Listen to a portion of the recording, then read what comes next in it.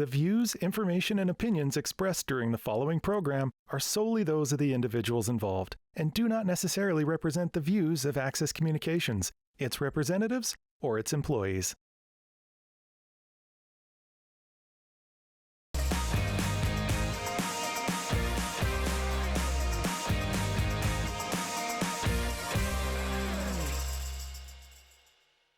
Good evening and welcome to a regular meeting of Weyburn City Council held in the council chambers at 6 p.m. Monday, January 9th, 2023. I hope that everybody had a good Christmas and New Year's, and we're starting off this with our first meeting of 2023. Tonight we have Youth Mayor back in council, Maya Niffel, and is back, sitting back there. And you could come and take a seat up here if you wish. There's an empty seat up there. Okay. Please move forward and might as well be a part of our council. Okay? Yeah, you can come over. Come over. Yeah. You can just move to this side here, up there. You're a part of the, although you have no voting rights, you have speaking rights here within our council. Approval of the minutes of regular council meeting and strategic planning and priorities meeting held December 12th, 2022. I'll make that motion, Your Worship. Second. Your Worship, I'll second that motion. Call the question. All in favor? Carried unanimously. Additions to the agenda? City Administration? Yeah, thanks, Your Worship. None tonight from Administration. Council? None? There are no public hearings and notices. Delegation proclamations, there is nothing. Standing reports of standing committees. We'll have a verbal report from Mr. Van Betju on the Police Commission. If you could speak forward. Thank you, Your Worship. A regular meeting of the Weyburn Police Commission held in the Administrative Boardroom 4 p.m. Tuesday, December 20th. Additions to the agenda were bylaw report and board makeup. Moved by Barclay Charlton and seconded by Krista Ubik that the following items be added, to the agenda. Mayor's report. Chief Blunden presented the Mayor's report for November 2022, which included Weyburn Police Service monthly stats, 8-year average, charges, mental health assist, medical calls, overtime report, overtime staff report, and year versus year reports. Chief Blunden also advised we are over budget $34,900 and likely to be over at year end about $80,000 as an estimate. The accounts payable report for November was provided to the board. The Chief's budget report ending November 30th showed a positive variance of $56,778, but added there are 3 pay periods left in December, so this may affect that change. Krista asked that the board receive the budget comparison report every month.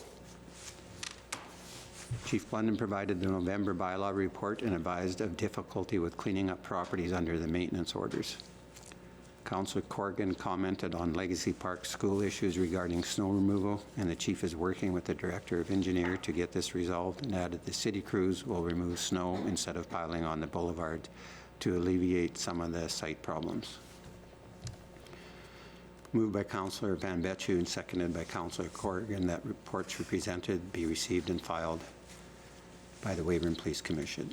In unfinished business, City Communications Coordinator Tenbolt joined this portion of the meeting to assist in presentation of the updated business plan. Chief Blunden provided the final draft of the 2022-23 business plan. City Communications Coordinator Tenbolt was present for this portion of the meeting and stated she would highlight any changes when the final draft goes out, and then left the meeting. There was a discussion on board makeup, and then the board moved into in-camera items at 5:40 p.m. and moved back out of camera at 6:02, and the meeting was adjourned. Or sorry, no. After this memorandum of understanding, Chief Blunden provided the chair with the MOU regarding clothing changing word around gloves for associated members discussed at the November 15th meeting, and Chair McCormick signed the document. Inquiries and announcements. Chair McCormick commented he looks forward to working in the community on mental health needs from a police perspective. Councillor Van Betje requested a change of meeting date for January, and the board agreed to meet on January 10th. Mayor Roy asked Board Secretary Richter to send out board training dates to the members. And Krista inquired of a performance review for the chief and a board performance. Chair McCormick suggested a board performance review would be beneficial. The meeting was then adjourned at 6:10 p.m. Comments, questions? With that, report will be filed. We have the consent agenda, the fire department report for December. Do you have a motion to receive? Your Worship, I move the fire department report for December 2022 be accepted as presented. Mel? I'll second that, Your Worship. Call the question. All in favor? Carried. That will be on the city website. Motions. Accounts payable. Do you have? Your Worship, I'd like to make a motion that the purchase is in the amount of $506,563.95 from December 9th, 2022 to December 31st, 2022 be passed for payment. Second. I'll second that, Your Worship. Call the question. All in favor? Carried. Boards and committees. City Clerk Richter, if you could, please. I'll speak to that, Your Worship. Thank you. So each year, we go through our boards and committees and do a full review. Mayor Roy, you were really a big part of going through that and making sure we set those committees each year. So there is one recommended change for next year, which will be the Environmental Committee. We'll be removing Councillor Mickle and including Mayor Roy onto that committee. Also, we're actively looking for people for the Environmental Committee and also for our Leisure Services and Parks Board. I think there's 2 spots available on that. Our boards and committees are very important for us to have public input into how we operate as a municipality and provide recommendations back to council. I do thank the work that's done by council and done by the volunteer members of each one of those boards. I think it's really imperative that we have this in place, and I think it's really helped a lot of the direction we've done as a municipality. So I'm just asking for a motion to pass the recommended 2023 members on boards and committees. Do you have a motion, please? Your Worship, I would move that the list of individuals on the document provided be and are hereby appointed to boards and committees on behalf of the City of Weyburn for the year 2023. I'll second that, Your Worship. Discussion? Seeing none, call the question. All in favor? Carried unanimously. Tax enforcement, consent of title, Director Missal. Your Worship, once again, I'll speak to that one. Sorry about that. So we have a report from our city assessor in results to a consent of title. So as per section 26.1 of the Tax Enforcement Act, the property listed below has been redeemed by the title holder, and the city may proceed with transferring title. So this is for lot 13, block 68, plan AG 4899, currently owing just a little over $5,600 in taxes back to the city. So a little history, this property has been in tax enforcement since April 16th of 2021. The last payment made on this account was on January 9th of 2020. Tax enforcement process has been followed. All required letters and notices have been sent with no responses from the homeowner. The Provincial Mediation Board was contacted May 5th of 2022 regarding this property, and there's been no response from the homeowner. On November 15th, 2022, the Provincial Mediation Board gave the City of Weyburn consent to make a final application for title. The 30-day final notice was sent to the property owner on November 30th, 2022, with no response being received. So a request is for the City Council to move forward with consent of title. With this recommendation, the City of Weyburn will be transferring the land title into the city's name. The city will have a year to sell the property and clear off any outstanding property taxes. A little more background on this property. No homeowner in that property. House has been vacant.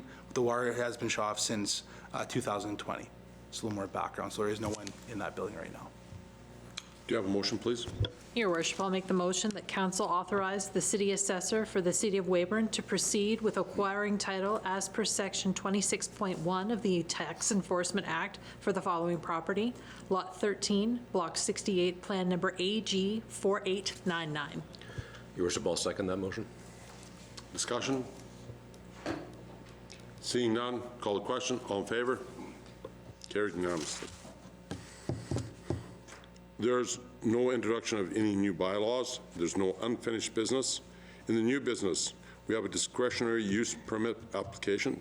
Development Officer, please. Thank you, Your Worship. So tonight we have a discretionary use development permit application. It was received from SaskTel.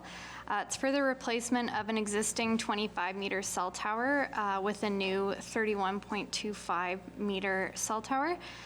The property is located west of Tattagua View Care Home on a city-owned parcel legally described as Block U, Plan 101900045, which is leased by SaskTel for the purpose of the cell tower and related infrastructure. The site is currently zoned Parks and Open Space. Telecommunications towers are considered discretionary uses in all zones. The applicants are proposing to remove the existing tower and replace it with a taller tower. The subject property is located west of Tattagua View, south of the Riverwood subdivision, east of the Suez River, and north of First Ave Northwest, and it's at the end of Suez Valley Road. So I've included pictures that have been submitted of the existing cell tower on the left-hand side and the proposed cell tower on the right. Of what they will look like. And then a site plan of the location, which includes the leased property as well. So as a discretionary use, the neighborhood notice is required to be sent out to all residents within a 75-meter radius of the subject property.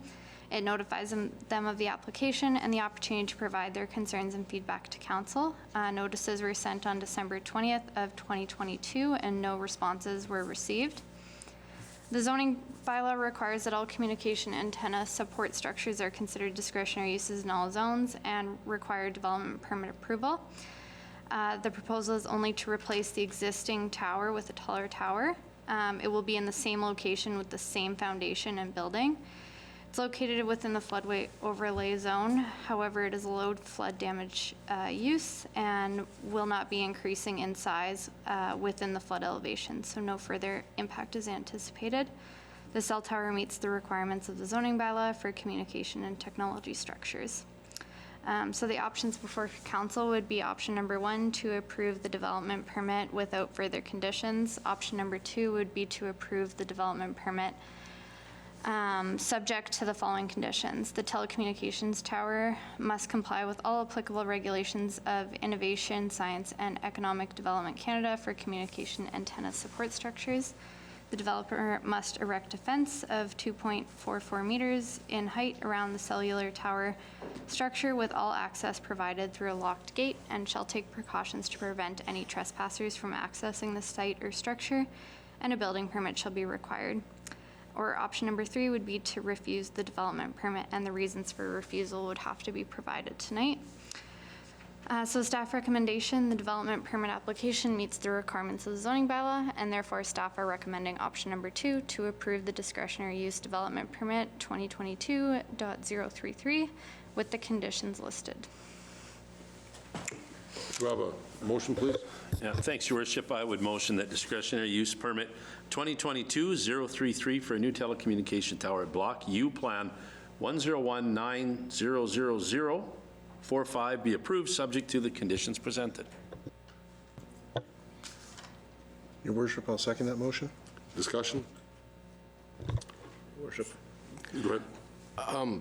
Generally speaking, this seems perfectly cromulent. I guess my only question would be, does that fence that they have in the picture already meet the 2.44 meter requirement? I am not sure about that. I would have to look into Is that a new requirement that we have from when? I assume this is done under discretionary use in the first place. Yeah, I'm not exactly sure how long it's been there, so it probably was approved under a previous zoning bylaw, so the requirements may have been different. All right, I assume I have to knock it down to do this anyway. Is there a maximum height, Janine? before this would be outside of bylaw, or do we have that? We don't have a maximum height for telecommunications towers. They are governed by federal legislation or regulations, and they have certain requirements for if it gets above a certain height in terms of the consultation that has to be done. This one didn't meet that height, but it still has to go through the discretionary use process. All right, perfect, thank you. No other comments? No other questions? At that point, call the question. All in favor? Carried unanimously. Council member leave of absence. City Clerk. Thanks, Your Worship. As Council is aware, Councillor Mickle has been absent from all Council meetings beginning with September 26, 2022. And according to Section 120 of the Cities Act, a member of Council can be disqualified from Council if the member is absent from all regular Council meetings held during any period, a 3-month period, unless the absence is authorized by a resolution of Council or a leave of absence policy is adopted. I've contacted advisory services and municipal relations regarding a council member being absent from regular council meetings for longer than 3 months, and was advised that after 3 months, council must determine whether or not to disqualify the absent council member if we do not have a policy, which City of Weyburn does not. The municipal advisor suggested that if council wishes to allow the council member an extension to the leave of absence as permitted under Section 120 of the Cities Act, council can make a motion to that effect at this meeting. Municipal advisory services also advised that there is no maximum time that a councillor can be excused from meetings by resolution, and it is under the discretion of council. If council chooses to extend Councillor Mickle's leave of absence at this meeting, if council does not wish to extend his leave of absence, his council seat would be considered vacant, and then council would be required to set a by-election date at the next council meeting following this meeting. However, Councillor Mickle has indicated he wishes to return to council, but due to personal reasons, is respectfully requesting that council provide him with a 3-month extension to his leave of absence. If council chooses to grant Councillor Mickle the extension he is requesting, he must return to his regular duties as a council member on March 26, 2023. If Councillor Mickle does not return by this date, then at the March 27th council meeting, council would declare Councillor Mickle disqualified or grant a further extension. So there are 3 possible options for council tonight. Number 1 would be council resolve to allow for Councillor Mickle's absence from the regular scheduled council meetings for the time frame he is requesting, which would require him to be back to his full duties on March 26, 2023. Option 2, allow for the 3-month time period of the absent council member to pass, and that council member would be considered disqualified from council, and further, that at the next regular meeting of council, which is January 23rd, a by-election date would be set. And option 3, council could resolve to allow the council member to be absent from the January 9th council meeting and then bring this item back to the January 23rd council meeting and subsequent meetings if council continues to extend the leave of absence of Councillor Mickle. Do I have a motion, please? Yep, Your Worship, I'll make a motion that council grant the request of Councillor Mickle and allow him to be absent from the regularly scheduled council meetings for the time frame he is requesting, which would require him to return to his full duties of council, including the attendance of council meetings, by March 26th of 2023. I'll second that, Your Worship. Question? Mr. Janke? Your Worship, it seems to me that Councillor Mickle has worked to embiggen our community for some 20 years, and the least we could do is spot him 3 months. The question is that is this a leave of absence with or without pay? That, I guess, would be in the discretion of council. Matthew, do you know? That's your discretion as Oh, council. it's It's discretion. But did you want to, I guess you have to qualify that in your bylaw. I believe Sorry. I don't know that for sure, Your Worship. I guess I'm a little unclear. This motion, as I read it, I believe would be with pay because it doesn't say without. That would be my complete understanding of this because that would have to be no different than if one of us goes away for a couple of days or a couple of weeks, I guess. We don't make that definition with or without pay. So would be my understanding that if we wanted to change that, we would defeat this motion, make a new motion that would say without pay. That's how I would envision that happening, but I don't know if I'm right. I would support what Councillor Richard has said, that it, because it does not state one way or the other, that would be with pay, and that would be how we would leave the motion as. That would be my suggestion. I would think that, that at this point in time, that if it's an extension, that it should be without pay. So the extension part, until at such time as it comes back. So that's where I would stand on that one. I might ask a question, Your Worship, before I would be prepared to, I would need to understand better what that means. Council isn't paid per diems, we're paid a flat rate, I think, if I understand correctly.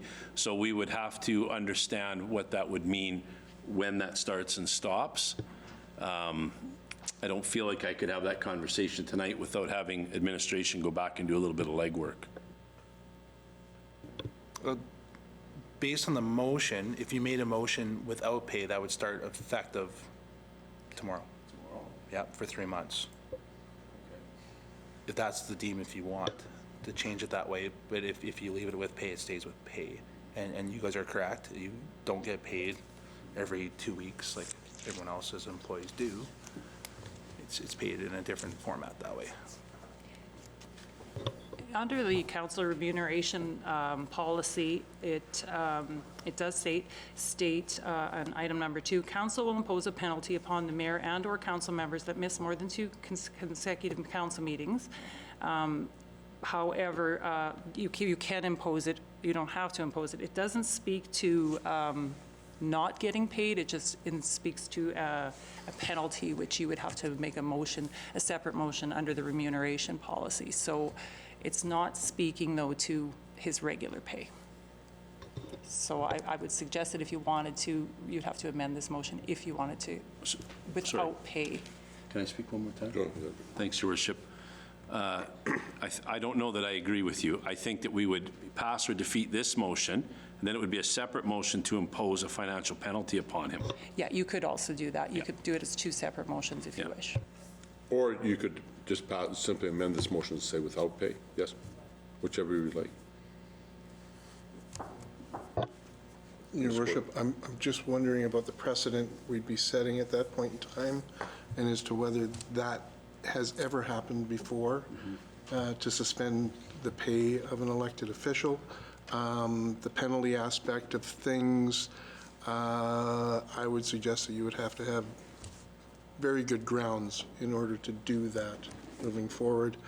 So at this point, I would say that we support the motion as it stands. My point is, this is an extension. We went through the first, we can do this 3 months. We did this, we followed policies. And now it's an extension. And extensions we have not had before. So, and the extension, this is where I would be saying that when you ask for an extension, it should be without pay, because again, you haven't been doing your duties. You can still have your spot, but you're not doing your duties. So it's not like we have, it's like a paid sick leave on there. Go ahead, Laura. Thank you, Your Worship. I think we also have to take into consideration Councillor Mickle's track record. He has been a very faithful councillor for the last 20 years, and I would be quite happy supporting the motion and leaving my second as long as it was with pay. Mr. Janke? Your Worship, I have to agree with Councillors Morissette and Corrigan on this. I support the motion as it stands.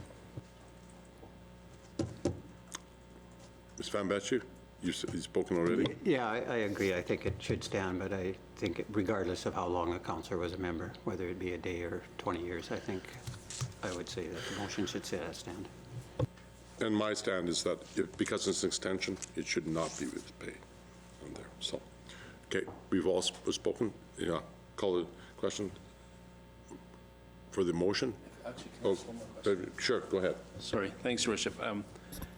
Yeah, I don't know that we're done with this debate. I think this is one motion. I think that we could ask administration to do some homework on this. Or do you want? No, I don't want to amend the motion. No, not amend. Do you want to ask to stay the motion for Nope. till the next meeting? Nope. Okay. Nope. Okay. I'd like to vote on the motion, and then I'd like to ask administration to do some homework on what our options would be and what is sort of, I don't want to say standard practice because that's unfair to ask, but what might be standard practice. If I may. You know, philosophically, Councillor Richards, I don't disagree with you, but I would be wary about asking administration to spend more time and more money worth of time than is actually ever going to be recouped from this. We're talking about a very small dollar amount, and I don't want to find ourselves dropping quarters to pick up dimes.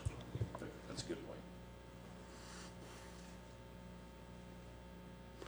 Call the question. All in favor? There's 5-4 and I'll vote 1 against. And simply it's because of the, well, I won't have to speak why I vote against, but anyway. Inquiries and announcements. So it is passed with, the extension is passed as with pay on your, for another 3 months.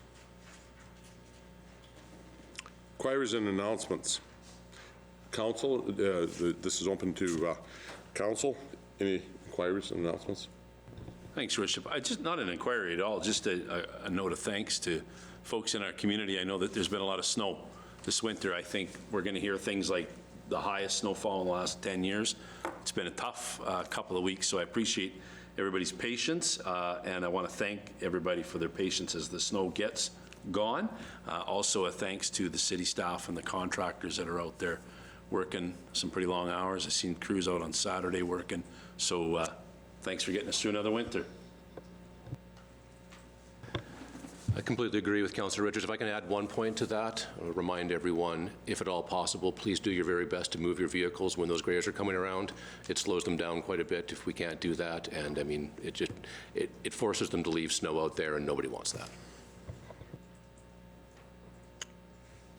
We also have to talk about that there's the sidewalks are responsibility of the homeowners and the downtown businesses to make sure that they're cleared. And now that we've got warm weather, it'd be appreciated by so many people. The other thing was Mr. Janke there, and I know this is kind of going into the, because you're on the committee for the theater, but it's just that I've been hit by a lot of that. Where they were supposed to start demolishing, but it's got put on hold. Did it for a while, or what is going on with that? I saw it because I just thought I saw some activity there today. Yeah, the only thing I can really speak to that, Your Worship, is that there were some delays due to weather with other projects that are holding it up. Without promising anything, I do expect we'll see action at that property very soon. Okay. And that is where people are have been asking, and they're very excited about it, so we can take it back to the committee that's doing this, that they're very excited about the idea of a theater moving forward. I'm pleased to hear that. We're also very excited, and I do hope to have some really good news very soon. Any comments from Youth Council? No? Go ahead, touch. There. I don't think I have anything So, to. and are the students excited about the theater? Yes, I've heard some good things about it. So, very good. With that, our next council meeting will be January 23rd. We have no notice of motion, so we will move forward with an adjournment. Thank you.